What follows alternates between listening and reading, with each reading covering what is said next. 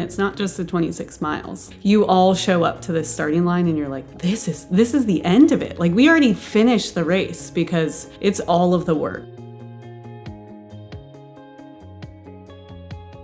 Welcome to Finish Lines and Milestones, a podcast for everyday runners. I'm your host, Allie Bretnacher, and if you run, you are a runner, and every runner has a story. Join me each week as I share these stories and we celebrate finish lines and milestones together. As runners, we talk a lot about recovery, and a huge part of recovery, if not the most important part of recovery, is sleep. Enter Batch.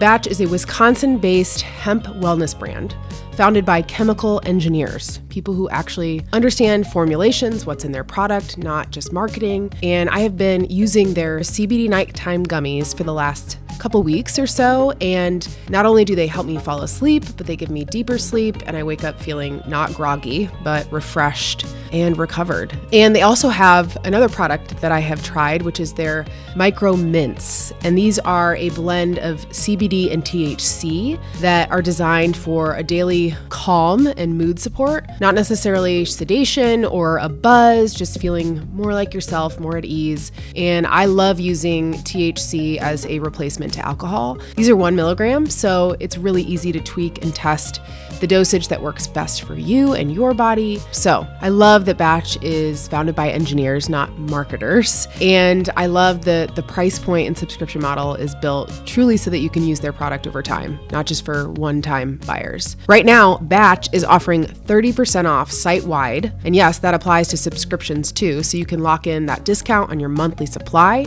You can go to hellobatch.com/finish and use code FINISH at checkout. Thank you, Batch, for supporting this podcast. And it is May in Indianapolis. If you missed it, I released the May episode of Catching Up with Coach, where I catch up with my coach, Rachel Cinders of Rachel Michelle Running. We talked about the Indianapolis Mini Marathon that just occurred. I am also in the midst of writing my race recap. So if you want to hear more about that, check out that episode and stay tuned for the recap. You can follow me on Instagram at Allie T Brett, ALLYTBRETT, Allie T Brett _runs. So look for it there. This week, I'm so excited to introduce you to the Joneses. Jonathan and Jess Jones live in Hamilton, Ohio. Even though they've tried hard to leave Ohio, it has sucked them in, and they are now opening a running store this summer. They both are fresh off the Boston Marathon, where Jonathan got a huge PR, and Jess is so close to cracking the 3-hour barrier. I really enjoyed getting to know them, hearing about their running journeys. They have run a ton of marathons, have also completed Ironman races, and they have 3 little kiddos. So I met Jess through LinkedIn of all places. We both went to Miami of Ohio, and they were actually in Indianapolis for the Monumental Marathon last year, which we talk briefly about. They've also come and done Carmel, but hopefully we can get them back in the Indy area soon. And if you are near the Hamilton, Ohio area, you are going to have to check them out. Main Street Running Collective, you can find on Instagram. So without further ado, please enjoy this conversation with Jonathan and Jess Jones. Hey, welcome to the Joneses. Hey, how are you? Good, how are you? Good. Congratulations on Boston. Thanks. Yeah, a relief. How are you feeling? You go. I kind of go in waves, 16 years of trying to get there and finally actually getting there. I think sometimes you forget the pain that you have to go through and the suffering from weeks and months of endless training cycles. And then I think I forgot how much it hurts to go that distance, but coming out of it feeling kind of refreshed a little bit here, just over a week post-race, and had my first short, easy run today, and it didn't feel great, but it didn't feel terrible. So I guess you could say we're on the up. Good. Yeah, over a week, it's like you can probably take stairs okay now, right? Yeah. For sure. And how about you, Jessica? Feeling is a loaded question for me because I'm the feeler of the two of us. So, a marathon both pre and post, I think, unlike any other race, it's like a whole month, right? So you're tapering, your body goes through weird stuff, you're wondering what's going on, you do the race, you have the weekend, and then after it, you're like, what do I do? Like, I'm not in a rhythm yet. You're absent the thing that you focus so much on, yet you're reflecting on all of the miles that you went through. So I'm in a lot a lot of that. And, life doesn't stop. Like you finish the race, you leave Boston, and then nobody else knows, right? Right. Nobody cares. Yeah, but I mean, it was such a fun experience. Not until you get to the airport and everyone's wearing their Boston jackets. Well, and they're after all, that, yeah, and then you get sure. off that first plane flight and then the jackets disperse and you don't see them again. And you're like, wait, where are my people who care about my jacket? Did you wear your medals home? No. Just the jackets. See, I will wear my marathon medal home at the airport. It's how I've actually made some friends. Ironically. There you go, yeah. Yeah. I mean, the jacket it's, I guess, distinct enough. It really is. Yes, very true. And so, Jonathan, it took you 16 years to get to Boston. That is a really long time. When did you set that goal for yourself? Golly, I couldn't pin an exact year or window of time. It's really hard. But I never had a running career or passion for running in general, even until post-college, which would have been 2010. If I ran, it was because I was playing on a sports team and we were told we had to run, kind of thing. And just my journey was very different yet very similar to so many people who get into running later in life where you don't know really where to start. It's just one step at a time, half a mile at a time, 1 mile at a time. And I just remember those early weeks and months of actually developing a passion for running, like that first runner's high that I felt. And all I knew was that I wanted to keep doing it. And Boston was never even on the forefront of my mind. I've got to get to Boston. I never was even in the realm of possibility based on my prior running background and kind of my current state of running fitness at that point in time. But I just consistently showed up. And, over the years that when you consistently show up, the results tend to compound if you stick it out long enough. And then I got to the point, I guess it was probably early 2010s when I realized hey, this is a possibility. And I had actually qualified for the 2016 Boston, but I had a pretty major skiing accident the winter prior that sidelined.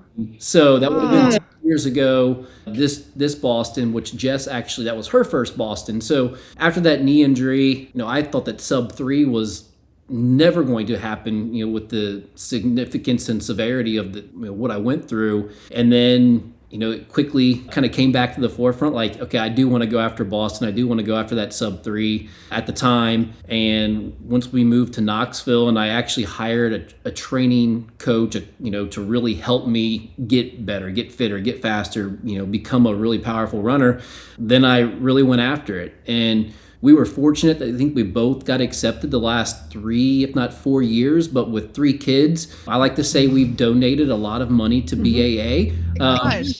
Once you hit that submit button, you pay for it, even if you pay for the insurance. And it's just with a kid's obligation or a family event, we could never swing it the last few years. And so we made a commitment. We said, okay, this is the year we are going. We both got in. We are going. We have coverage for 3 kids, so we are going. So yeah, here we are. And I'm already saying I want to go back next year. Yeah, right. Oh my gosh. How special. Jess, is it Jess or Jessica? What do you prefer? Jess is fine. Yeah. Okay. Because now Jonathan, I want to be well, hey, Jess. And you go by Jonathan, right? Or do you go by John? JJ, actually. But Jonathan. Okay.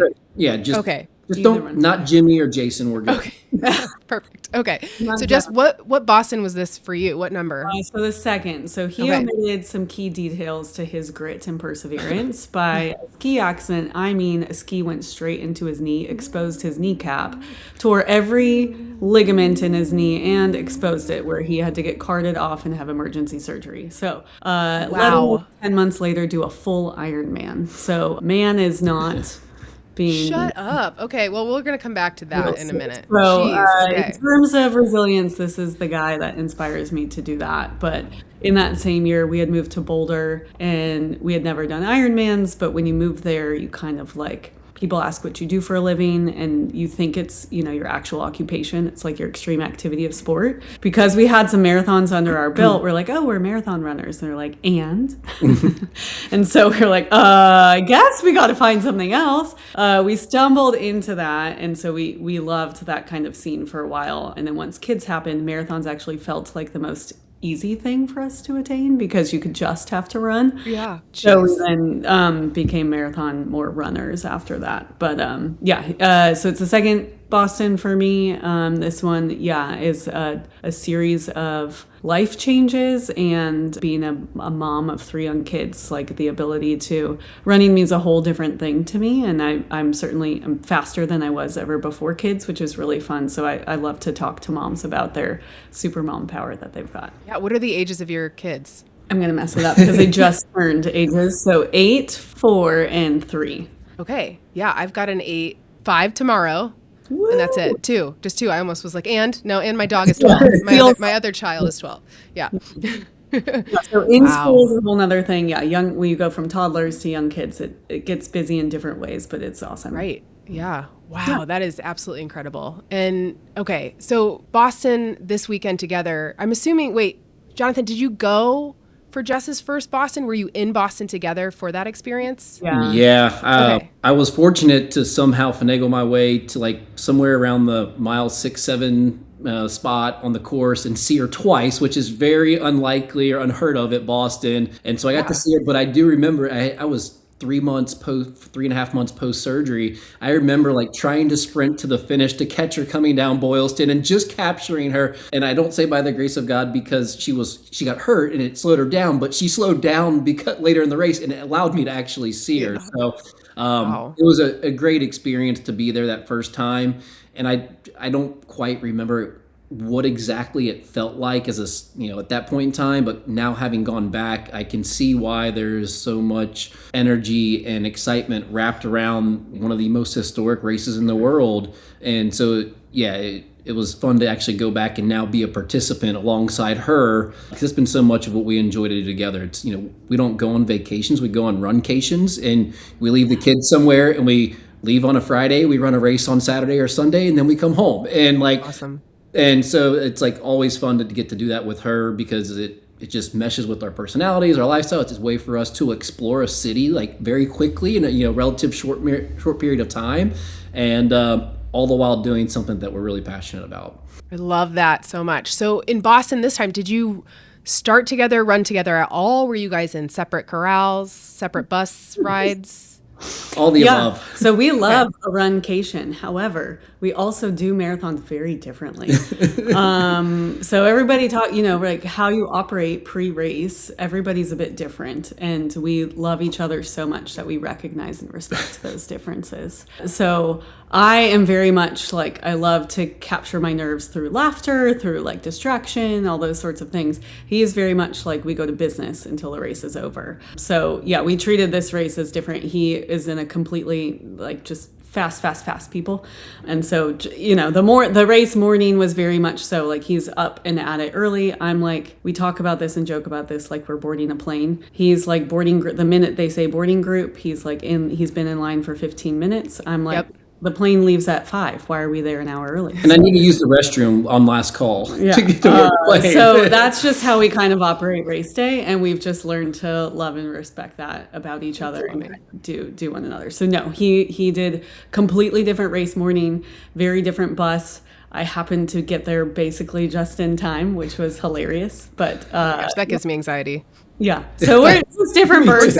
Yeah. And it worked. Yeah, I do have the like humor part of what you have, Jess, in that like I can't take it too seriously or I get too nervous. Like I get the nervous chats. Like I'll talk to anybody on race morning because I'm just nervous. But yeah, I am also down to business in a lot of ways though too. And I like to be there on time. Take on it would be like if we were, say she knew 10 people in Boston that were all in Boston, like she'd want to walk all over Boston on Sunday, the day before the race. This didn't happen, but she would be that person like, I've got to go see these 10 people and one of them's a mile this way, the other one's a mile this way. I'm like, it's the day before race. I just want to kick my feet up on the hotel bed, watch some Netflix and just relax. So, but we've learned to counterbalance a little bit better than in years past. So it works out. That's so funny. So Jonathan, it was a big PR for you this year, like big PR. How did that feel? It's funny because my last 2 like really good marathons, they were about 3 minutes, 40 seconds slower, 4 minutes slower. And it was just like, there was like always one little thing that I wish I had changed in those marathons that could have like drastically changed the outcome.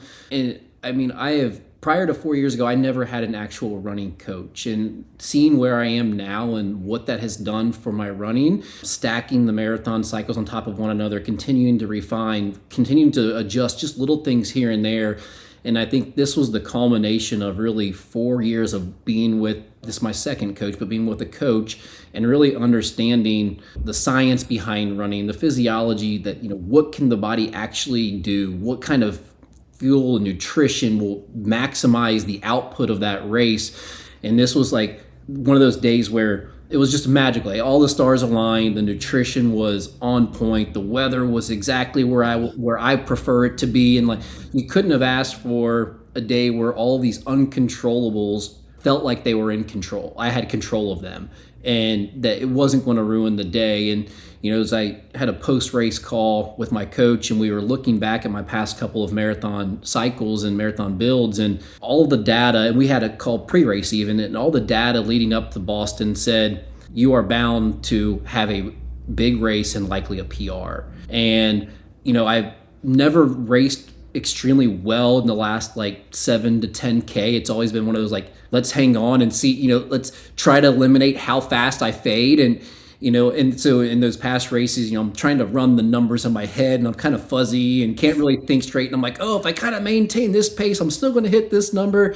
And for this year at Boston, getting through Heartbreak Hill and, knowing that it was just a fast downhill finish for the most part, for the first time, I'm like, I was clear-headed, like, okay, it's not a matter of how long can I hang on. It's like, how much can I give and sustain to the finish? Because I know there's a lot to give. And that was like the best feeling of like having that last 8 to 10K just really feel comfortable. And, it ultimately ended with a really great finish and result. So that does feel so good. Congratulations. Thank you. Good. Yeah, it's easier said than done, of course. Right. Well, and it's like that big of a PR, like 3 minutes and 40 seconds on a course like Boston. I have not run yet, but most people don't PR at Boston from what I gather. So especially by almost 4 minutes. So that's nuts to think about. Wow. Yeah, I think it just goes to show, I think, what the human body is capable of when you do the right things and consistently show up and put your heart and, mind to the seemingly impossible. Like, I think it's exciting. It's exciting to see when people surprise themselves and surprise others that didn't think it was possible either. It furthers my desire to just stay persistent with running as a side passion or a full-time, whatever you want to call it, because I know how it fuels me in so many ways that you can't even really describe. Yeah. So Jess, do you remember, when did you hear about his time? And then tell us about your race as well. Oh, I was checking on the phone. You were while you were running. Went to at like 15. So I run with my phone because I have music and whatever. Anyways, so I had it, and it was around the time that he was going to be finishing, and it clicked. Like I kept getting buzzers on my phone. Each of these people, because we had a number of people, that you're tracking, and so yes. I'm like, oh my gosh. I looked, and I literally had, I don't think I told you this, but I had like tears.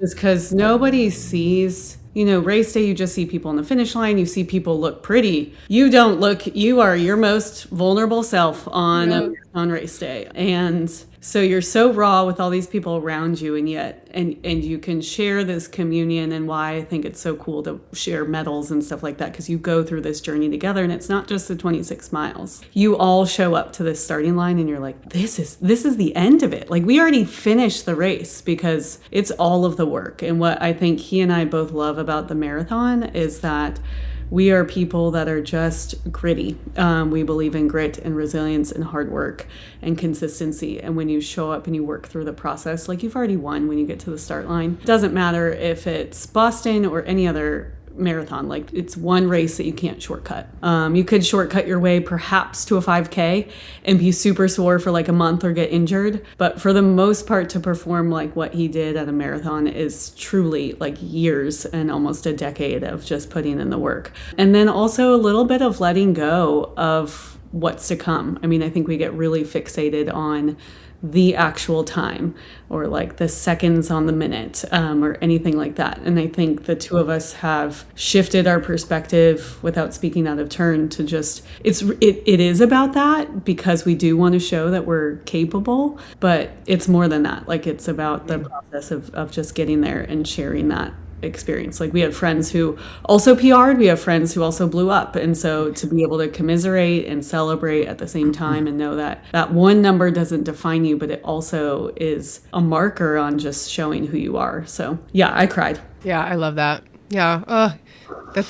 And so when did you reunite? Like right after? Dude is I love him. He's the best husband ever. Like, he just, gets all of his ish out after the race, like you would if you were running that fast, and then somehow finds his stuff and is like frigid and waits for me at the finish line. Yeah.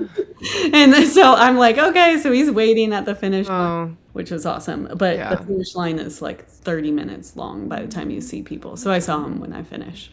Yeah. That's nice, though, that you were able to. That's so nice to wait to. I know you're like shaking and. Well, I quickly got one of the warming blankets they hand out, and I'm finding someone along like the finish line area, past the finish line, like who has a phone. I'm like, hey, can you track my wife? Can you track my wife? Right. And they're pulling it up. I'm like, okay, I've got enough time to go get my gear and come back, and hopefully I can get another banana or chocolate milk or something, because I need it. So it was fun to watch her come through, because she won't admit this either, but she's had 3 or 4 really consecutive races that were just right on that 3-hour mark, and like to do what she did at Boston on that course, like I know it wasn't that time goal that we kind of fixate on sometimes, but she has worked just as hard as I have the last 3 or 4 training cycles, and I would say hands down puts in more of like the extra stuff, like the stretching, the plyometrics, some of the weight training. You didn't have kids. So kind of have. So, and like she even had several training weeks that were bigger in volume than mine were. And so, she won't say that herself, but she has worked just as hard to get there and perform well. And she's ripe for a sub 3 anytime soon on her perfect day. It just so happened that it kind of was the perfect day for my race. Yeah. Okay. Boston, amazing. You guys are the first married couple I've had on together. I've interviewed a married couple separately, like 2 years apart, actually. So you're the first together. So I'm trying to figure out how to best navigate this, because I want to get to know both of you as individuals. And I also want to hear about how you met, how you proposed on a run, all those amazing things. Jonathan, did you go to Miami? Yes and no. So I was actually born and raised in Hamilton, Ohio. It's like halfway between Cincinnati and Dayton. I never thought that I wanted to stay locally for college. I was like, okay, Hamilton is only so big. I feel like I know everybody. I'm going to get out of here. So, and this will all come full circle at some point in time when I tell this. I was like, I'm going away for school. So I applied to all these out-of-state schools. I did apply to Miami, had a very nice scholarship offer for academics, chose to turn it down to go out of state to University of Tennessee in Knoxville. Go Vols, go Big Orange. And I got there, and I remember I was paying for my own schooling. And I remember getting that first semester tuition bill as an out-of-state resident, and I went, holy smokes, just to come down here and be out of state, meet some new friends and some new party spots. Quite honestly, that's what it was about. And I was like, this is not, I can't do this. So I moved back home, back into my parents' home at 18 years old.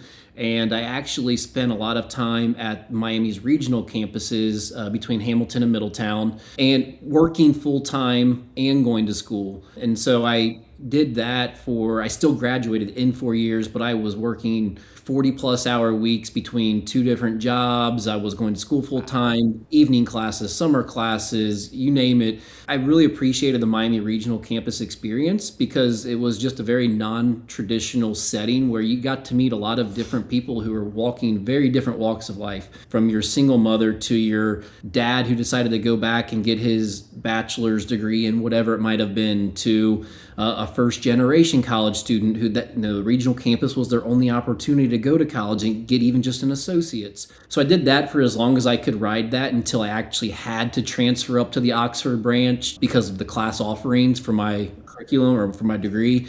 But I did graduate from Miami Oxford. And so here we are back full circle in Hamilton, saying we would never come back. But we've come back a few times now. Tried to leave Ohio. Try to leave. Yeah, a couple times. How many times? Maybe many. Okay. Yeah, because I was like Knoxville, Boulder. Yeah. Where else have you gone? Well, I also went to Miami. We probably at some point saw each other at Brick Street. But oh man. So those were the days. We both had a Brick Street experience, but maybe separate. So. She would have never talked to me if she knew me in college. Oh my gosh. I put so much chapstick on my hands when they tried to put the X's over. You remember? That was still a thing. Yeah. So I graduated and did not have a job. It was 2009, so financial crash. That's another story for another day. But I drove across the country with my dad, thinking, okay, I'm going to go back to San Diego, which is where I'm from. Ohio, I couldn't get a job at a gas station or a Starbucks. And I did have an offer to work as an AmeriCorps Vista, which is a domestic version of the Peace Corps, actually back. Yeah, my best friend did that. Yeah. So that I actually then drove back to Ohio and that's where we met the year after we graduated. So that was the first time. And then we tried to leave. We lived abroad. We lived in Latin America for a couple of years and then came back to Ohio and then we moved to Boulder and then Knoxville and then we're back in Ohio. So it just now I feel like I've stopped trying to leave. I'm surrendering that.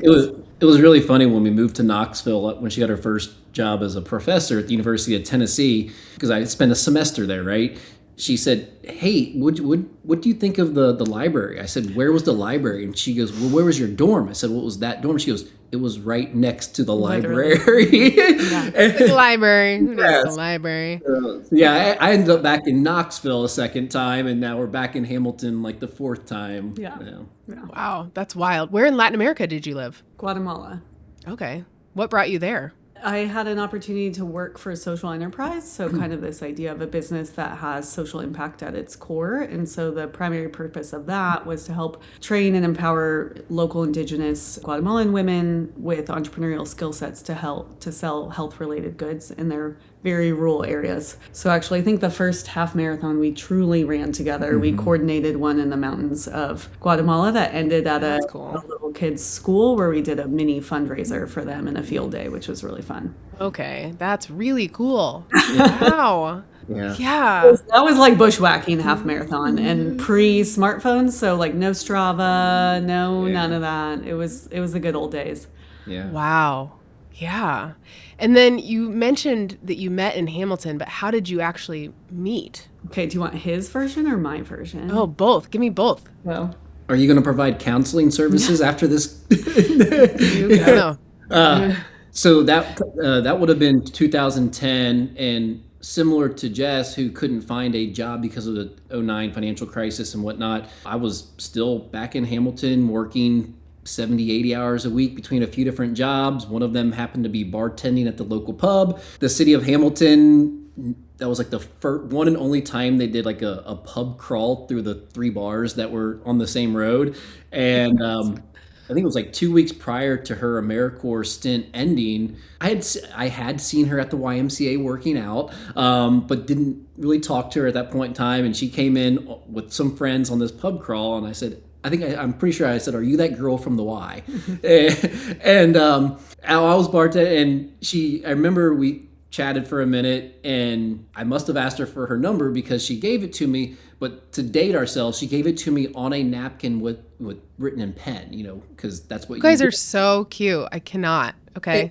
But the funny thing is, when she gave it to me, I didn't say it right away. I looked at the napkin. I said, it says 858 area code. And I didn't have a way of looking where 858 was because I didn't have a smartphone. It was pre-smartphones. Right. So I get home at whatever 2:33 in the morning, whenever I got done that night, and I Google like 858 area code. It says San Diego. I said, this girl is ghosting me. She's never gonna call me. But it was true. We met for a run after that. Perfect. It's so close. The only additives I would include were, one, it wasn't just a random guy at the bar. His mother is key to this story. So There's not much to do in Hamilton. I didn't know anyone, so I did work out at the YMCA, and his mom was in the spin class and would always talk about her son training for the Flying Pig half. It gets cuter. Right, cool for your son. She looks super young, and so I'm like, that's cool of your 16-year-old son. Good for him, da da da. And then I was at it's a glorified pub. I mean, it is just one of these hole-in-the-wall places. And so I'm like, oh gosh, oh wow, he looks like not 21, because he introduced himself not as the girl from the Y. He said, hey, I'm Annette's son. You are the girl from the Y. And I was like, oh, you at least have to be 21 bartending. Yeah. And no, you didn't ask for my number. I think I just gave it to him. You probably want this. Here it is. Yeah. Like, hey, perfect. So yeah, you're definitely older than 21. Oh my gosh. Yeah. And then after that, we met for run. But it happened to be like right after I had run my very first marathon, and he ran his first half. And so we were both kind of on this kick of it had to have happened maybe like just 2 weeks, 2 weeks prior or something. Yeah. So that's really cool. Wow. Okay, that's adorable. I think the only way it could have gotten cuter is if you didn't know that he was Annette's son and you like started dating and then figured it out. That'd be like a movie, but that's pretty cool. Cornerstone in this, and she is truly, and so it's pretty fun. Oh, that's great. Okay, so what was your first marathon, Jess? The Flying Pig. The Flying Pig. Okay, sorry, you might have said that. Yeah, no. Man, that's a hilly first marathon. I've never done it. Yeah, I mean, this was back in the day before smartwatches, before smartphones. Like, you just look at your time and see what happens. So I had started running. I played field hockey in college, and then that's a fall sport. And so the spring semester, a few of our friends were kind of like, what do we do now?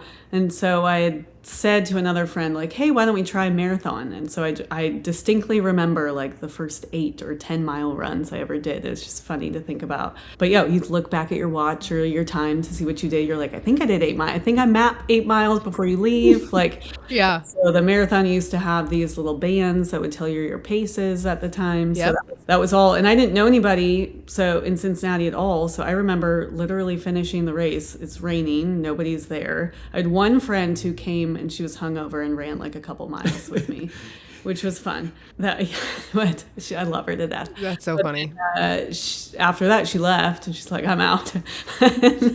and so I finished, and I'm like, okay, what do I do? I just went to the mall and ate like French fries and a great steak, and then, called it a day. Perfect. Yeah. So, yeah. It's so. Oh my gosh. Fun. Yeah. What year was that? 2010. 2010. Okay, that was the year I did Chicago. 10-10-10 was my first marathon. Oh, that's so cool. Which is so nice because I can remember it. I can remember the date that it was. Was that the really hot year? Or really, there was like somewhere close to that. It was like 90 some degrees, and they shut the race down, or it was incredibly cold right around then. I don't remember which year it was either. I did Chicago several times, and there was one year where I can't remember if they black flagged it or it was really close. Like somebody passed away, I remember. But yeah, I don't remember which year that was. I can't remember if it was the first. I did struggle. My first marathon was like damn near 5 hours. I did it with my dad. I remember those pace bands, bracelet things you're talking about. I wore probably like these headphones. Like, it's pretty funny to look back then. For sure. Yeah. Jonathan, what was your first half marathon? Was it at Flying Pig as well?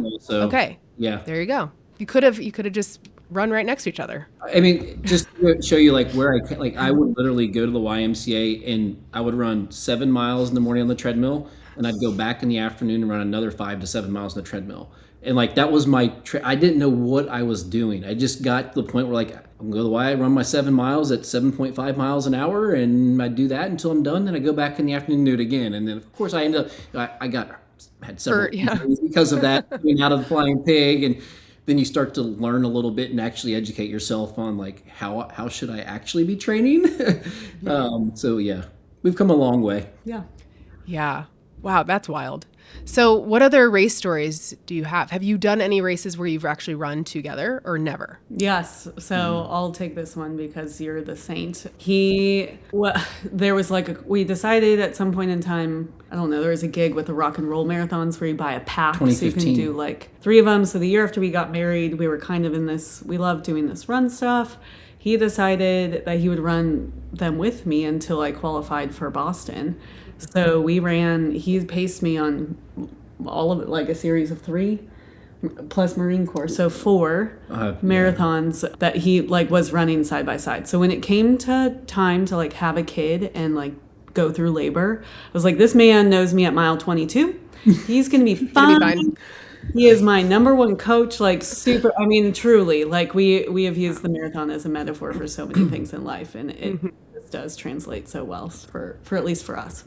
Yeah. But we've done a lot. I cannot keep up with him. So we do hire a babysitter as like our dates to run, but no longer do we run together.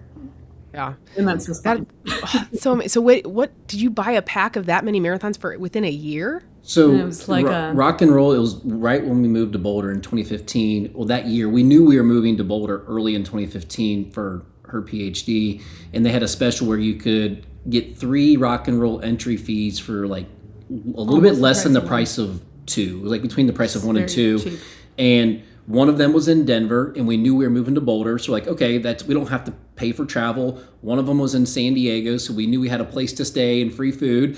And I think the other one was San Antonio. And so those were the 3 that we did just for fun, but to pace her. And then I've probably paced her in 10 or 11 marathons total. Yeah. But as we've gotten further along in our running journeys, it's become less and less. However, I told her that I will. Well, then, I mean, then we had the kids. So, like, for a series of 9 years, I was either pregnant, nursing, or like postpartum, back to back to back to back. So, up until 2 years ago, I wasn't really in a race mode, just kind of being whatever. So, you were doing that's when a lot of your own running came. Yeah. Yeah. I want to hear about the race that you ran pregnant, Jess. I forget how far along you were. I think I was. Tell me. I think it was 12 weeks. Okay. 12 to 13 weeks. It was before the second trimester. But but far enough. No, I had to have been further along. You were like 16 to maybe 18. 16 weeks. Yeah, because I was far enough along to feel safe about it. Yeah. Yeah. And what race was that? So Oak Ridge to Kingston, 50-person race. Shout out to the people in Knoxville. Knoxville totally changed our life by way of thinking about running as a community thing. Knoxville you don't think of on the scene of like running places, but actually the recent winner of the Eugene Marathon actually comes from Knoxville, Amanda Martin. But we moved to Knoxville and running became the place that we found community, largely because we moved in the middle of COVID. So we moved 2020, right when COVID happened, and then we didn't know anybody. He started running. We were both running, and then I got pregnant a few months later. And so we were like, okay, he found his coach and kind of that place. And so back to the story, they offer like a last ditch effort. It's just a out and back, like fairly flat rolling 4-lane highway that starts at like 5:30 in the morning. It's 50 people. It's sanctioned, so it's a Boston qualifier. So in this quest, like, okay, we'd love to both be able to go to Boston. I had been training and then got pregnant, and we had said, okay, well, like if I qualified, we could both, go the year after. So we'd be able to go. Yeah. So one of the reasons I did it was largely for this whole reason of us being able to get to Boston in some way, shape, or form. Yeah. And it was a 50-person, very low-key race. It just so happened that on that day, they'd always do it like right at the start of September, which is right before the Boston qualifying period ends for the following year.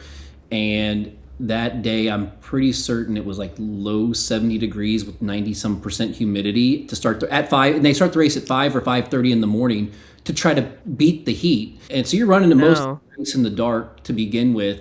And I was in a group trying to like get a little bit better time. And I just remember like I started with 6 or 7 guys. And by the mile 16, 17, I was the only one. Then I dropped off hard. And But she basically ran that entire race solo on an out and back course and came in I wasn't solo. I had my little kiddo.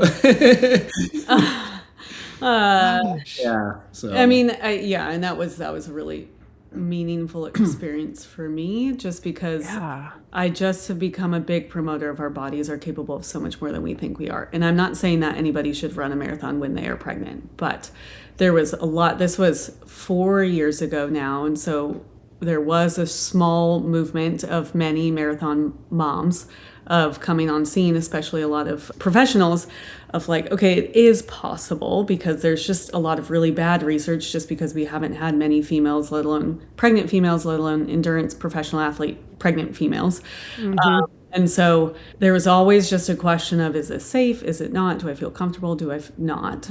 This was my third pregnancy. And so I kind of knew what it felt like to be pregnant, and kind of knew what it felt like to do some of these things. And I did have a coach, and we had a PT. And so I was always sourcing like, what is the best thing for the kiddo first and foremost, and myself. And so it was always a matter of like, if I didn't feel good at all, I would have, just stop. But it just so happened that I was able to finish and have a qualifying time that we didn't go to Boston for. But hey, it's fine. But that's still like, okay, just wrapping my head around the weather, how far along you were in your pregnancy, the fact that you had, at least one other kid at home at the time? Two. Third. Two other kids at home. Yeah. My God.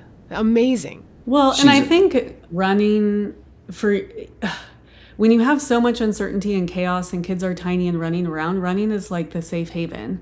And so it wasn't the ultimate thing for me, but it certainly was something that meant so much more than just getting a qualifying time. Like that whole process was, yes, you have to be cognizant of what you're, exhausting yourself doing, but at the same time, to still just remember that you are a person and you are capable and you are powerful. And then your kids also watch you and see you, and they just model that in so many ways. And so I think that for me was like the safe haven. And so amid all of the other things, I'm like, oh, I can get out and run. This sounds great. Like, I don't have to deal with tantrums for a little. Like, I could just, yes. I relate to that. For a few hours sounds great. Yes.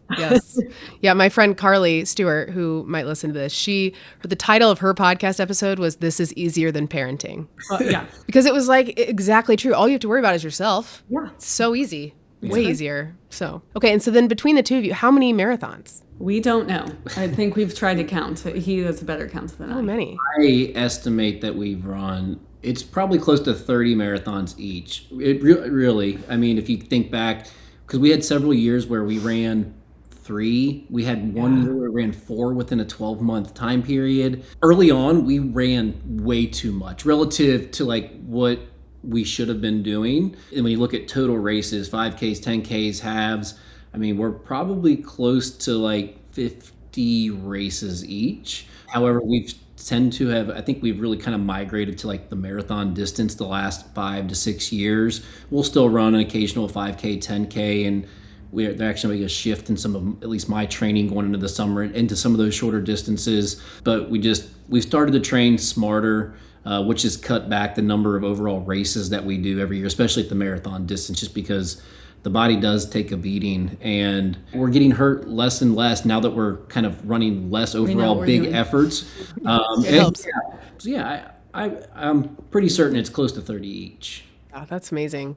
Well, I really liked how you mentioned earlier that you will get a sitter, or at times you would get a babysitter to do your running, because I don't know if people feel guilty about it or they just, trade off, but I think it's really important to be able to do what you want to do and get a babysitter for that. Yeah. Well, we were fortunate in Knoxville. Her name was Mackenzie. She was a God sending for us. She would come over at 5 a.m. on Saturdays in the morning, and she lived off campus. She was a junior or senior when we first met her, and she had no issues whatsoever. She would be at our house at 5 a.m. The kids were still. She'd basically sit there for 2.5 hours until the kids woke up, and we'd go on our long run, go get coffee, have breakfast, and that was our date. And we still had the whole day to be a family, to be with the kids, go do something. And so, like, I wish we could have more of those sitters that would show up at 5 a.m.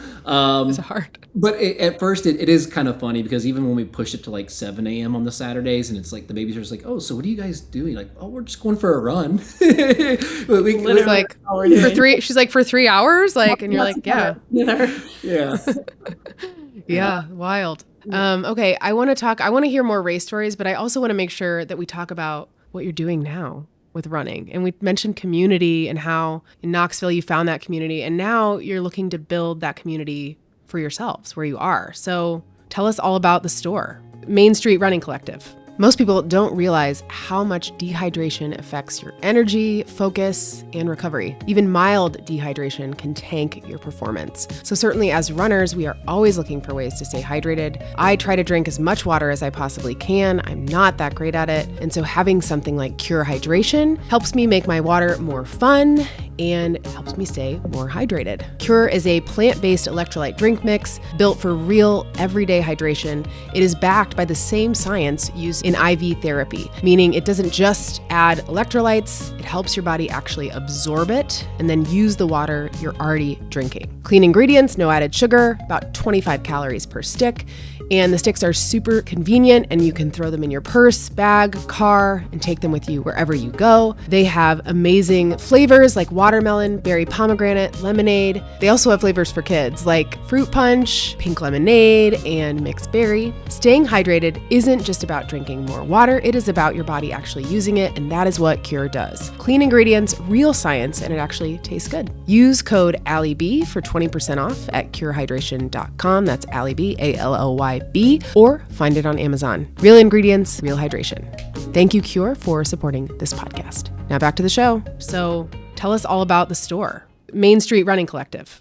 I'll start, I guess. Fill in the gaps. So if we talked earlier about kind of my journey in running, and I literally was trying to just run a mile. And 2010, that was a very challenging thing for me to do, and in a city with a demographic that is not, I would say, inclined to be runners or movers at the time. And so fast forward over 16 years, we're not living in Hamilton. We're coming back every year for birthdays and holidays and whatnot. And each successive trip, we started to see more and more people out moving and out walking, out running. And Hamilton goes through this huge economic revitalization in the downtown historic district. And all these small businesses are popping up. People are out just going from one shop to the next, supporting each other.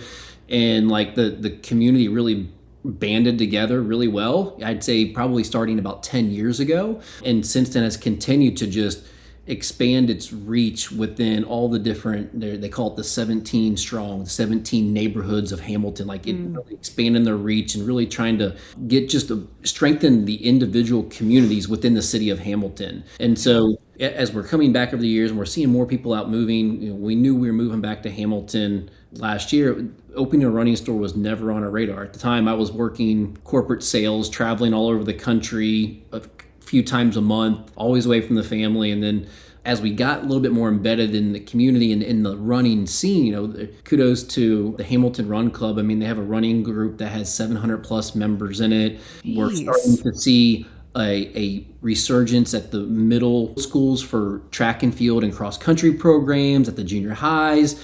And there's a lot of investment being made into youth and the other older adults in terms of getting them active and moving and creating kind of this pipeline of movers, if you will. And so fast forward, and we kind of felt called to open up a specialty running store. We actually got asked this morning, have you ever worked in retail or owned a retail? I'm like, well, I worked at American Eagle back in high school. If you consider that retail. It counts. You're yes, I have. Yeah, but and the big goal for us is, yes, we will sell running shoes and apparel, but we just want to continue to activate more movers within the city, get people out to see, moving, seeing what the city has to offer, working alongside some of the local nonprofits, some of the local community groups, and really just supporting people in something very simple, yet something with such the ability to have a large impact on not just their own lives, but the community in general. I keep using the tagline, healthy citizens equals a healthy community. In so many ways outside of just your physical well-being, it does a lot. Mm-hmm. And so we're in the build out phase right now. My office is overflowing with boxes, floor to ceiling, waiting on the stock room to get completed so I can relocate all the inventory down there. Yeah. So it's been a journey, but we're excited for what that looks like and just the conversations we're having with people locally. There's a lot of excitement for it. In 3 conversations a day with 3 totally different people, Hamilton needs more of this. And so every time we hear something like that, it's validating for us, we're on the right track. Yeah. Nice pun. Yeah. And I'll add, I think, a couple things. So one is, I think when you look at somebody's resume or like the things we do, and you're like, oh my gosh, how do you do all of this? Well, we actually don't do a lot of things either. Like, so we've had to say no to a lot of things. And I think in this chapter of our life, we're trying to figure out like what is in alignment with not only what works for what we're passionate about, but what we're meant to do in life. And so this has been a culmination of a lot of that. And so if running, it's not just about selling a shoe. For us, it's what brings us joy and passion and belonging. And for us, it's been people on the run for a variety of different reasons. Finding people that he can run with sometimes, but also he can run alone.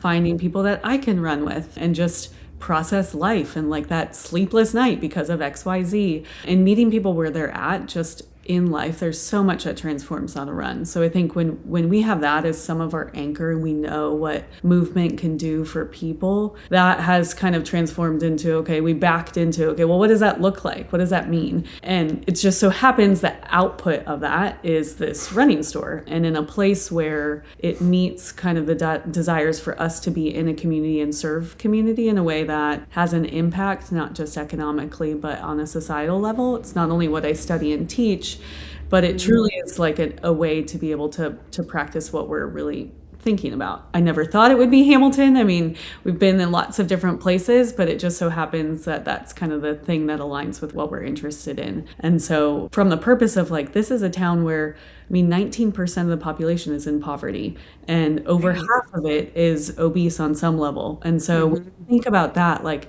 those types of cities are the exact cities where you need services that treat people just as they are. And so something that the topic for another day, but we've become a bit tainted by the running scene and how it's catered to a bit more of the elite. The elite, the more expensive. There are many ways to market a race, and it almost becomes inaccessible for people, whether or not it's psychologically or economically or physically, right? So for us, we want to back into that and say, like, that's not what running's about. Actually, movement should be the most affordable way to sustainably live a long life. If we start with that as our core, like that's kind of where we're at. And so that's been the last 9 months. And so much so that, I mean, just last point here is we actually have just completely shifted the way that our life is lived. We had like big box suburban life, 2 corporate jobs, high, good career trajectory, moved, and we're like living on this main street in a very viable lifestyle with 3 little kids. And we've just decided to make our life super small, so much that he could leave his job and we have the ability to have runway and time to just explore what this whole store looks like. And on its surface, it feels like this drastic life change, but fundamentally we've been thinking about, and I think we've been building into, this is exactly what we're supposed to do right now. And when we maintain that little focus, it feels like everything is aligned, even all of the crazy uncertainties of everything else. But and it seems like a novel concept, or is such a simple idea when we want to activate more movers and people on their feet. Well, something as simple as a comfortable pair of shoes, not the shoes that you go buy at Kohl's, even for that matter, or they're just not getting a product or something that is going to allow you to be comfortable on your feet. And we've realized, even ourselves, like if we can get people comfortable on their feet, then they're more likely to maintain being on their feet. Right. And so we understand that our demographic that we are serving is largely not runners. It's not. It's your 60-year-old female that's coming in that her knees are hurting or her hips are hurting, or that gentleman who works on the factory floor and standing up wearing steel-toed boots, and when he's not in those, his feet hurt. How do we make those people feel good on their feet, not just when they're hoping and praying that they're going to feel good. It was validating. Just this past weekend, we had some family over on Sunday, and I have so much shoe inventory right now. I'm like, all right, you try on. What size? You're going to try these on. Let me know what you think. Yeah. The initial reaction of people who, they're not even runners. They probably never run before, and they're just putting these shoes on just to walk in. We're giving them some different, and they're like, oh my God. Yeah. Yes, I would buy these today. Yeah. And it's like, it's a novel concept, but it has so much impact in like seeing their reactions just on putting on a pair of running shoes that they're going to walk in. It's exciting to see. And that's like what I told her. I said, that made me excited for what we're about to do. Yeah. Yeah. I worked in run specialty for a year at a store that, it had started as a locally owned and then eventually was sold to Fleet Feet corporate. So I got to experience the corporate owned life of a run specialty store, which is very different from what you're building. But yeah, I just remember people coming in and they're like, hey, you got any of those hookahs? But people would try those on and be like, wow, these are incredible. I mean, I sold, I don't know how many, but to like people who were, like you've described, walkers or people who work in hospitals or whatever. But obviously that allows them to be on their feet more and perhaps get to moving outside of what they might do for work or whatever that might be. How did you build out the shoes that you sell and all the product? And I don't know how that works from the ground up. We didn't either. Yeah. Need it at all. Yeah, I mean, you don't know what you don't know. Yeah. And, when we decided to go down this path, I mean, we, from November 25 till to present day, had to start operating as if we were open, as if we had a storefront, as if we were selling product. And so having had a career in corporate sales, my job was networking, providing a product or a service, giving a sales pitch, whatever it might have been. I started leveraging any skill or resource that I had at my disposal to say, how do I go figure out who to talk to at these brands, kind of thing, and what does that conversation look like? And had some great engagement early on, had no engagement from other vendors early on. And then I'm so glad because she was pushing it more than I was to go to the running event, which is an annual running conference every December. It's in San Antonio. I was a little bit hesitant, but it was the best, initial investment that we made for our store because I had, a month and a half of establishing who we are, what our mission was, having those conversations with some major brands, and I got to actually go meet them and talk to them and share the updates. And but what we found out really quickly was no vendor will sign you until you have a physical address, and they every one of them wants to know. So what other brands do you have? No one wants to be the first to like bring you on board, but as soon as you say I've got this brand, interesting, yeah, then it's kind of like a domino effect. They all start the yeses get easier.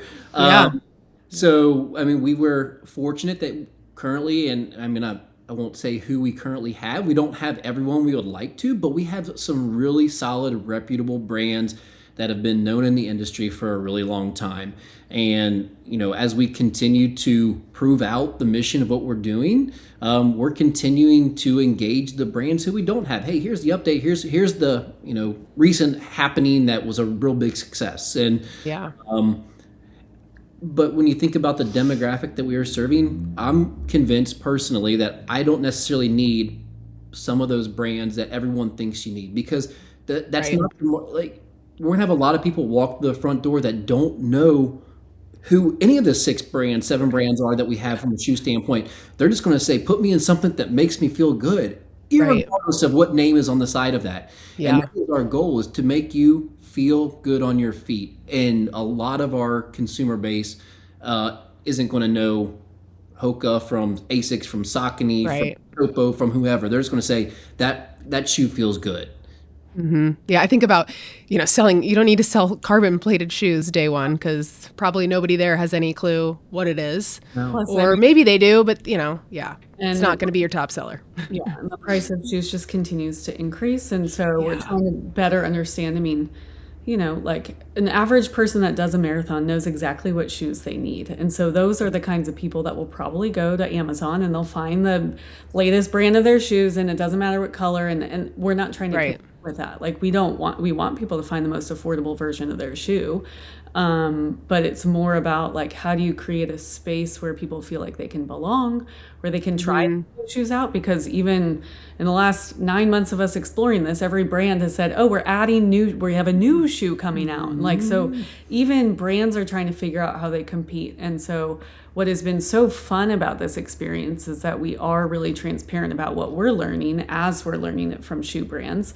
We're providing a space to provide education and knowledge and experience, like for people to actually experience shoes.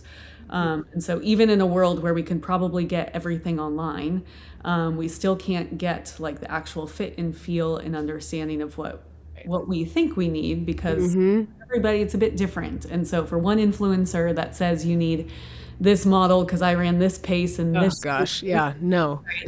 We're kind of the antithesis of that, not in a bad way, but just to complement a Right. lot of individuals that A, either don't follow that, and B, just deserve to have the same kind of information and access Yes. to that. Yeah. Everybody does. Yeah, and if you look at the running shoe space over the last 12 years, I'd say like when Hoka really started to come on scene, and then On Running was shortly after, like those were two big revolutionaries in terms of like what's to come with the shoe space.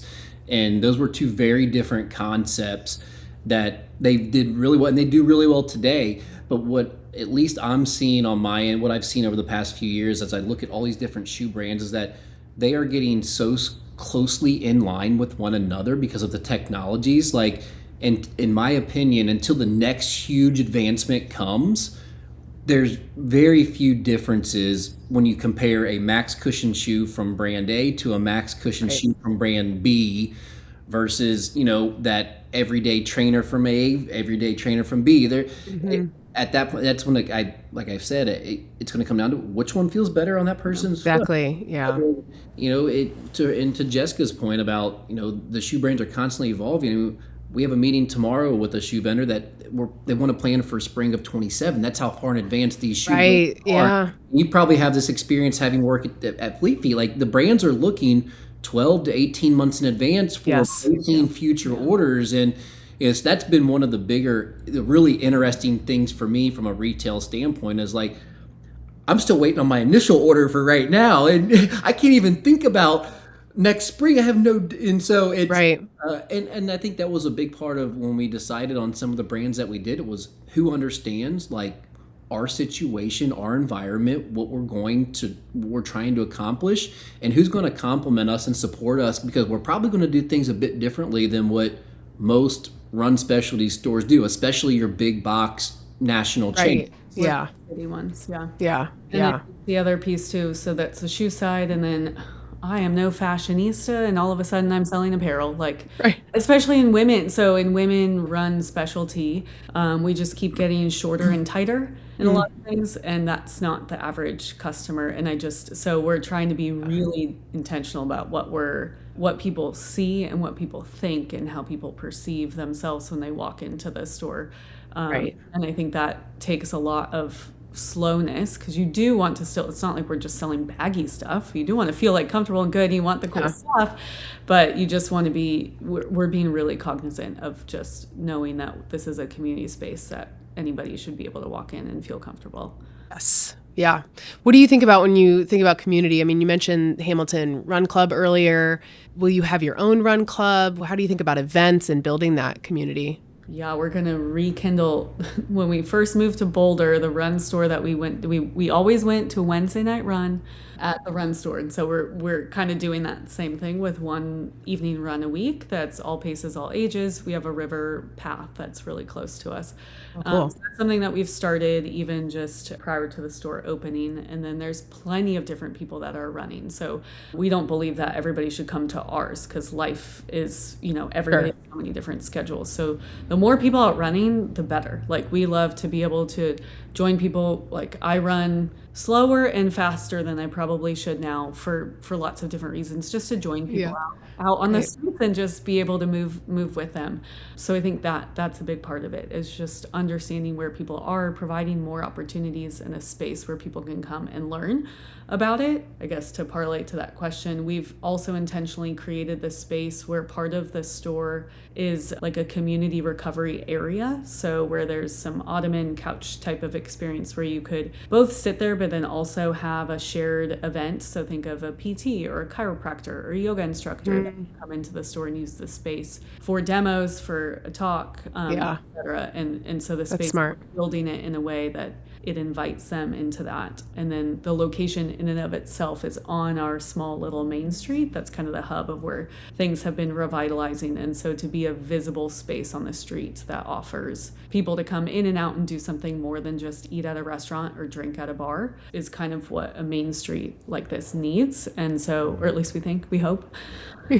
So But yeah, it's really intentional about building that. And then I think we've been very intentional about taking meetings, even though we don't have time to do so, to like meet with different stakeholders in the community. So people who have just retired, who walk all of the time, to hospitals who really want to understand how do we get many of the individuals who are on their feet moving, and what are we can do that, to nonprofits that employ individuals with disabilities, where one of the things that they struggle to do is afford to buy great clothing and shoes. So how do we serve a lot of those stakeholders in our community in a way that is not just visible in the storefront, but on the back end, what we're doing on a day-to-day.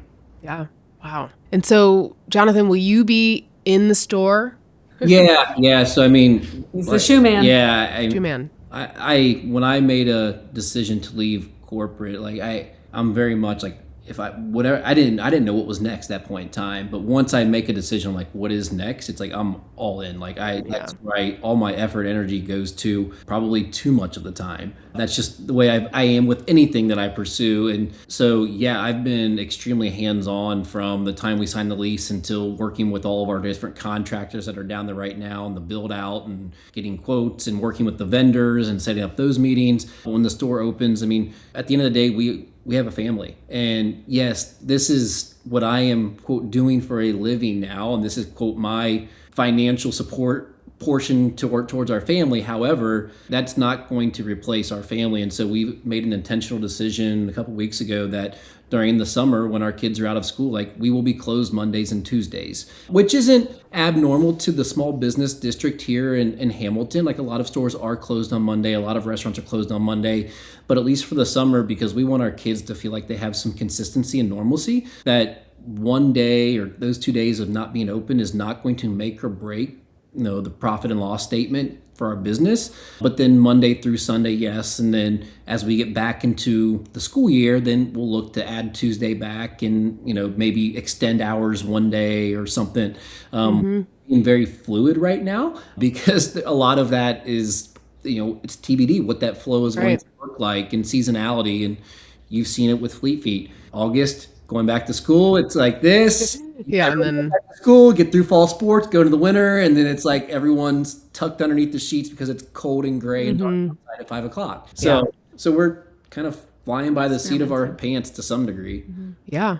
Yeah, but in terms of human capital, like, it is, when you think about a shoe store and working at Fleet Feet, like, you have to be very careful about who you hire. So we not just hiring kind of seasonal help to go and like stock shelves. Like, we're looking for people that would really believe in the mission and care deeply and serve people. And I mean, it's the coolest thing to just watch people try on shoes. It's just something that, and he's just that. So that will be kind of the core of what we're thinking about. And as we need help, we'll start to think through. Yeah. What about your students, like in Miami? Will you leverage that? Yeah, so we are hiring our first intern. There you go. As a marketing intern, and it has been fun because that also is we are the closest in proximity by way of offering a running store. And what has been fun on college campuses in particular has been watching the resurgence of the run club it's just pervasive on college campuses. And so the amount of different types of run clubs that have kind of popped up is really fun. It's an alternative for people to meet one another. And we just love that. So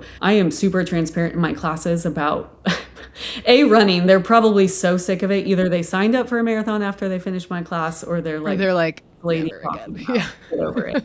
So yeah, that's been really fun, and a lot of brands are interested in how do we leverage kind of the college campus space. Miami is a really fun campus, so yeah, that's definitely a part of it too. And then I mean, I work in an entrepreneurship department, so it's really, many of my colleagues are practitioners, so to be able to practice what we're preaching that's cool. Fun too. Yeah, really fun.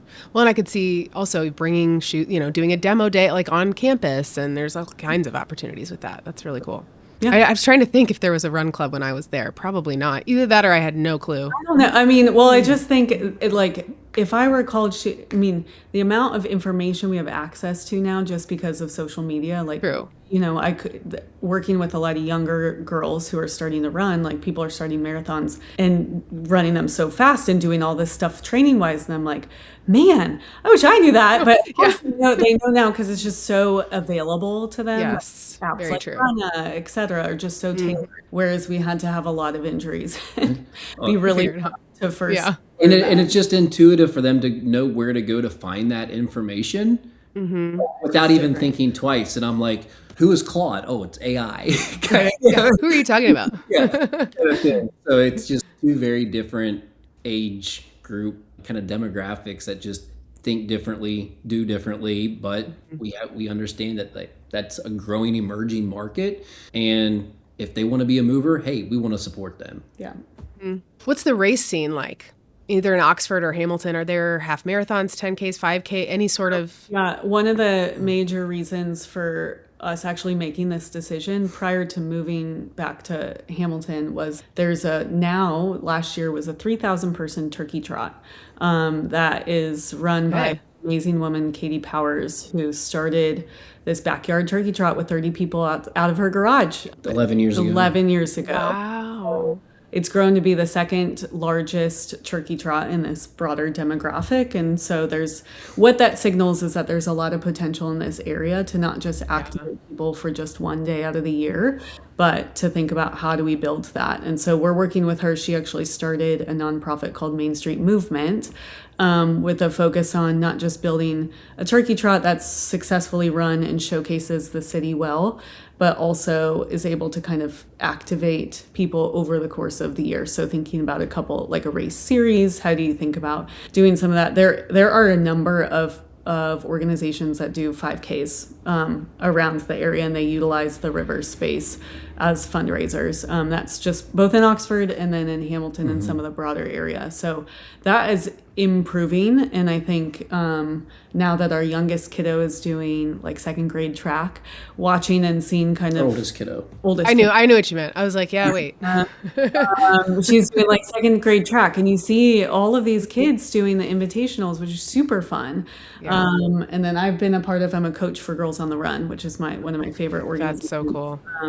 And so being able to see not just the kids, but then the parents who have to run a 5K or the mentors or whoever, the buddies. Yeah. I mean, I can't tell you, it wasn't just the kids that were nervous about the 5K, it was the parents. And Yeah, that's so funny. And that's the point too. It's the girls, but then also showing their peers and kind of their mentors what movement can do. So that's been really fun. So I think it's emerging. I think there's lots of potential. I think people want to just be out more. And it's exciting. All right. So what is your grand opening date? We can't you can't say because it's built out. That's kind of a rude question. I mean, we were just over there and they were drywall and they're like, we thought Wednesday, now it's Friday. Yeah. Yeah. So summer. Let's just say Summer. It should be this summer for sure. We have plans early summer. Yes. It's so exciting. Oh my gosh. Okay. Anything else about Main Street Running Collective that we didn't talk about that you'd want to share at this point? Don't go to our website right now. Now everybody's like, okay, Google this.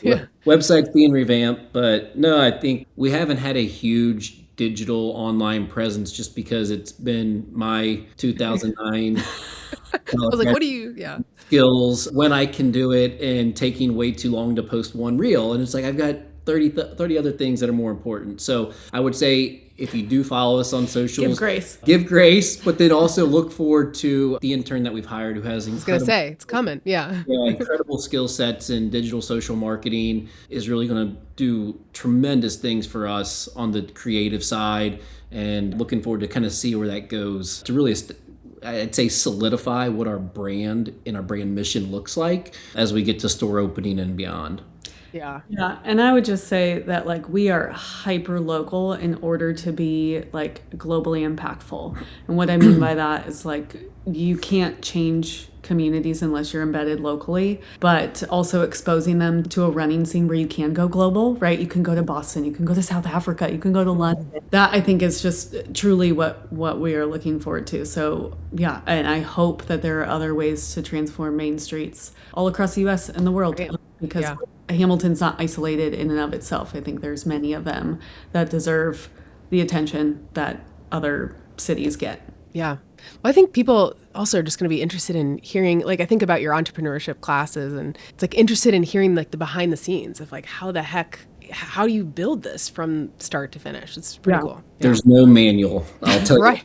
you. Well, I've been made my way around a small business, and it's not for the faint of heart. Okay, I want to hear the proposal story because I almost forgot about that. So how did you pop the question? You planned it, so I was proposed to. Recipient of. So I don't remember what year that was. That's how old we are. At the time, Jess was working in Miami's entrepreneurship department as an assistant director for their summer internship program, which is the same program that we now are getting an intern from. Yeah. But she was going up to Chicago every week or every other week to meet with the student interns for the summer. And it was like her last week of doing that for the summer internship program. And she knew her parents were going to fly out to Chicago and spend some time with us for a long weekend. And she didn't know my parents were coming up. And, of course, her parents are in San Diego. It's not like I can go knock on their front door and say, hey, I'm going to propose to your daughter. This is all like Skype days when Skype was a thing. And I put my parents in a hotel like a mile away from everything. Like, don't go near anywhere around here. We're in Chicago. Like, you'll run into us. Stay away. Yeah. And the next morning we went for a run. And I to this day, I rarely take my phone with me to run. And that day I took my phone. And I remember we were on the lake path and there was like a porta john. I'm like, I gotta go to the bathroom. And, I'm like in there for a while. And I'm like texting our families like, we're almost to the pier. We're almost to the pier. And get in position. And we got to the pier and I told her, so we're going to race to the end of the pier. And I'm like, just hopefully I have a really good day and I'm fast today. So I told her to go to the right side of the pier towards the end. And I took the left side and my dad and her dad were there at the ring box. And I sprinted to the end and our moms were down there at the end of the pier. And she was like, what are you doing? What are you doing? And I was down on one knee and, all sweaty and gross. It's like oh my gosh. Miles into a run. No big deal, like orchestrated. So he was super planned, oriented, finagled this whole weekend trip with all the family, which was really cool. So Navy Pier is a special place in our heart. We did do the Chicago Marathon last year, and it was really fun to just kind of think about some of these places and how they've come full circle. Yeah. Well, racing to the end of Navy Pier is not short. I didn't race. Like, dude, it's like got to be a quarter mile, half a mile long, right? You just need to get there faster. So. Yeah. That's really funny. Into that. Were you like, what in the heck is he like? I was like nervous. I mean, I don't know. We had been together for long enough. 3 years. Yeah. That we would anticipate something like that happening. But, Yeah. You were really good at being plan oriented. Mm-hmm. And did you do anything running related at your wedding? Yeah. Well, no, we weren't like the couple that actually got married on the Flying Pig finish line, which is, who was that?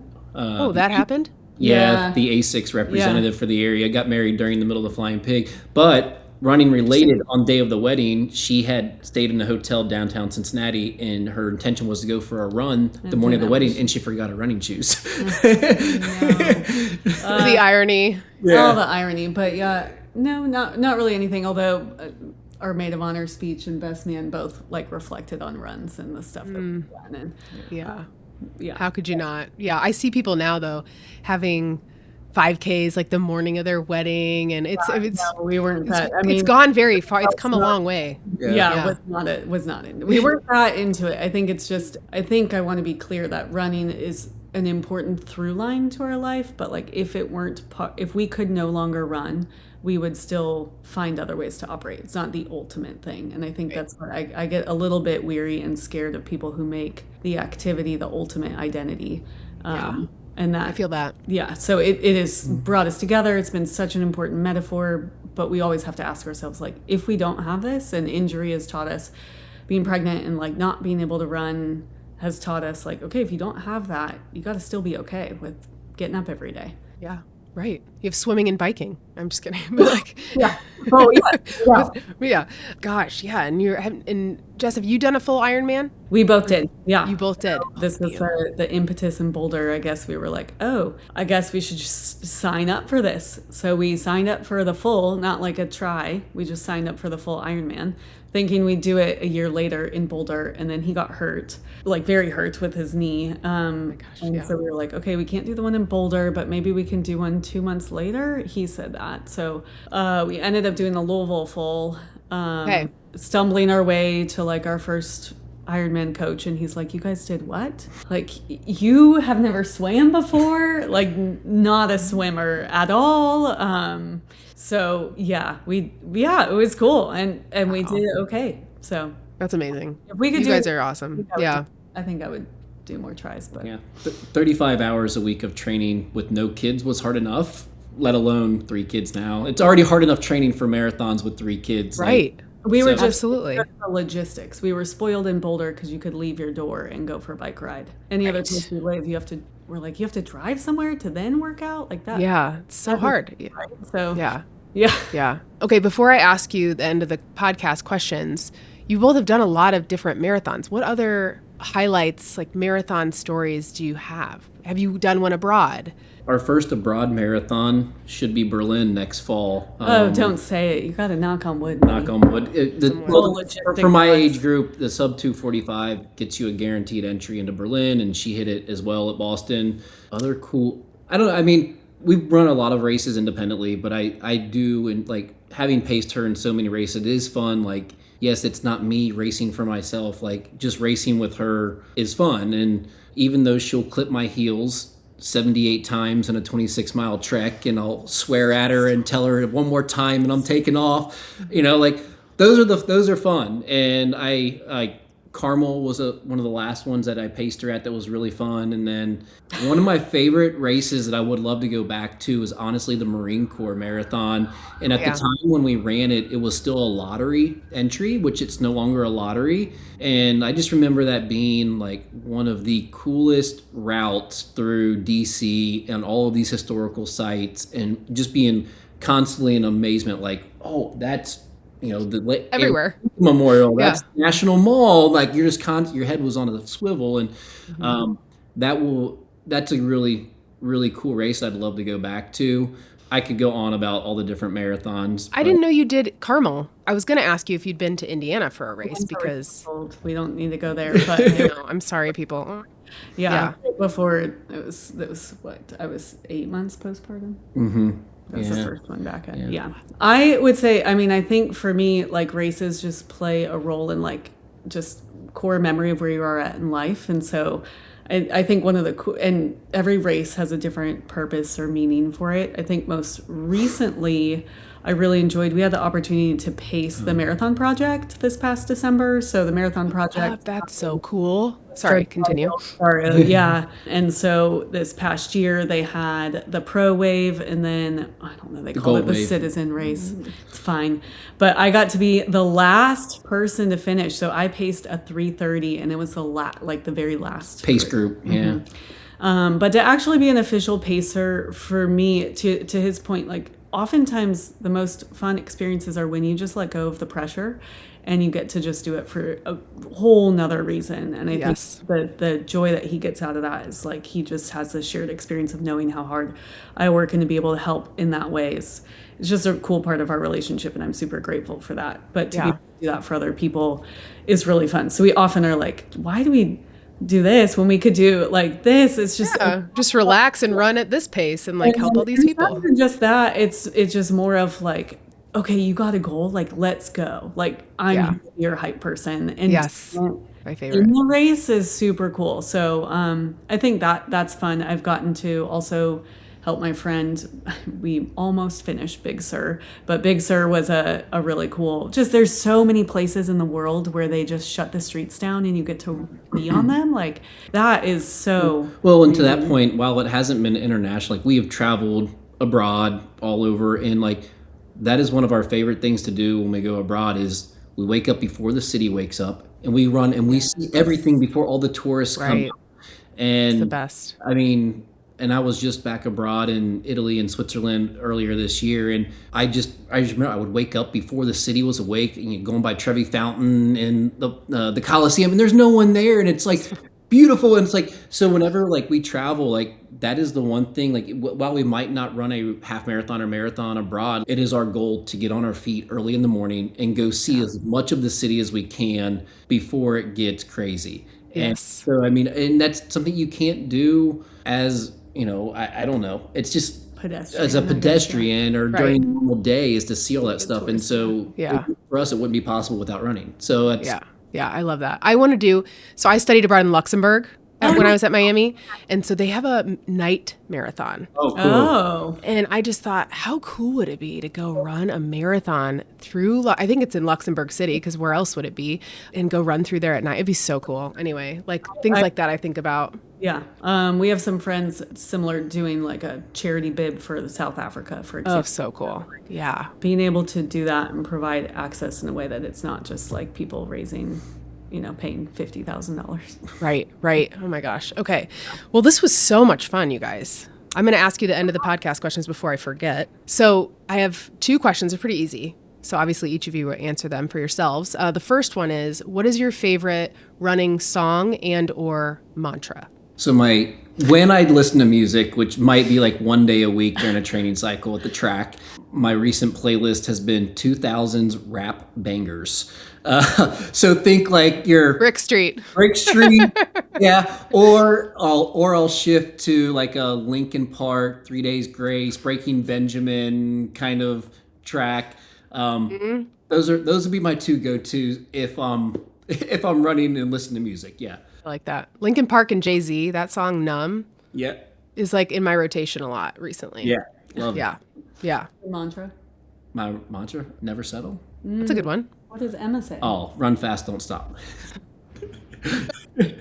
Also a good one. Yes. Run fast, don't stop. But it's so crazy because our daughter, who just ran her very first 75-yard track race at an invitational, had to wear her watch that she wears maybe once every 4 months, and also had to write on her hand. She goes, "Mom, I want to write run fast, don't stop." Yeah. I love that so much. I wish we had a 2nd grade track program. We don't have girls on the run right now at my kids' school. You just kind of Well, people are like, Allie, why don't you start that? I'm like, because I cannot do another thing. I will be in so much trouble with myself. what do you what's think yours? my song is? Ooh. Let it go. No. Keep going. Yeah. I don't know. I have a variety. I put an eclectic mix, but I do have a marathon mix that when it's time to go, I'll add stuff into it. And I have, over the course of the years, like inserted whatever the kids are listening to. So at a point in time it was Copenhagen. And the point of that Oh, no. was just so that I would like smile and like break my own stride. I'm like, okay, it's Kind fine. of fair. But Cocomelon's brutal. And I'd have to like skip. Cocomelon was there for like a brief period of time. Yeah. Yeah, I'm into that. That's funny. Yeah. What song was I thinking? I was trying to, gosh, what is the movie I'm thinking of? It came out like during COVID. Encanto, for God's sakes. Encanto. Yeah. So I had a couple of those songs on my playlist for a while. Some of them are good, but Because some of them are okay. But They're all terrible. do you have a mantra? no, not letting. Do I have a mantra? I don't know. I have a lot of things. Yeah. That is probably another whole podcast in of itself, what her mantra is. I'll say, I think the thing, rather than a mantra, I do try to, for a marathon, have at least different miles meaning different things. So like our kids will pick a number, our friends will pick a number. There are a couple people that were particularly on my heart this past race. And so during those miles, I will try to think about those particular people. So yeah, that is something that in some version or another there's always been 26 things. Or Yes, I like that. Yeah. I had a previous guest say she memorized a mantra for every mile, which I thought was very impressive. But similar concept, right? You have a purpose for every mile. I think that's really a good idea. Easier said than done. Come like 16. Yeah. I think it's supposed to be. I would have to write it on myself somewhere. Otherwise, yeah, no way would I remember. I barely made it there. So. Okay, and then next finish line and or milestone.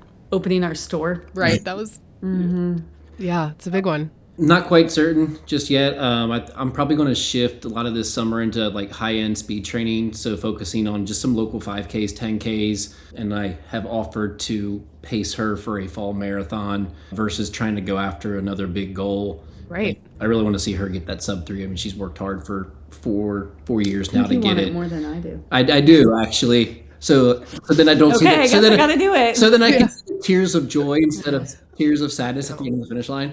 Yeah, God. I really want to see her do that. And I want to do that alongside of her. And it's like after coming off Boston, I think the fall is a good time to really do that, and then double back with Boston, hopefully next April, and see where it goes from there. But set plans, just with the store opening, it's hard for me to get really picky about what my fall marathon looks like, because I don't know what my life is going to look like this summer. Yeah, absolutely. And I don't like to overcommit. Hence, if you look at my calendar versus hers and the number of times that are double, triple booked, like I don't do that. So, I'm an overscheduler for sure. I'm with you there, Jess. So, I also would say, like, I think we're just more curious about what our potential is. We're kind of in this weird age of like, oh, we could, we're post kids and we're faster than we've ever been. Like, this is pretty fun. So I think just for us, milestones is it's more of like, how can we be curious about what we're capable of? And that's not making it the ultimate thing, but just out of curiosity and what it teaches us in the middle of it. Yeah, I love that so much. You should come to Indy for the Monumental. Well, we'll probably support. We do have a few friends that they are like sold on Indy all of the time. So you came, oh my gosh. Okay. I'm just now remembering this. Yeah. We there's a funny story for offline about that race. Okay. Right. Okay. Jess, I actually couldn't remember how we initially connected. And no, you're fine. Yeah. So now it comes back to me. Anyway, so you have been to Indy. Yeah, we did. We were so grateful. And last year the weather was perfect. On just such a fun race. It was amazing. Yeah. Okay. Well, hopefully you'll come back at some point. Okay. Well, thank you guys for doing this. It was so much fun. I'm really excited to follow your journey with Main Street Run Collective. It's going to be fun. Yes. It is. And it's just fun. I mean, the podcast scene and people like you are just, I think they are further inspiration for us to just be a part of this community, because there's so many people that just have so many stories to share. And their everyday milestones look different for everyone. And I think that it all should be celebrated in lots of different ways. So kudos to you for what you're doing. I so appreciate it. Thank you. And thank you to everybody who listened, and happy running. And walking. and everything. Yes. If you enjoyed this episode of Finish Lines and Milestones from Sandy Boy Productions, go to the show notes, sign up for emails, and I cannot wait to follow the Joneses' journey. You can do that as well. I will link to their Instagram in the show notes. And again, thank you so much to Batch and Cure for supporting this episode of the podcast. I will talk to you again next Friday. Bye.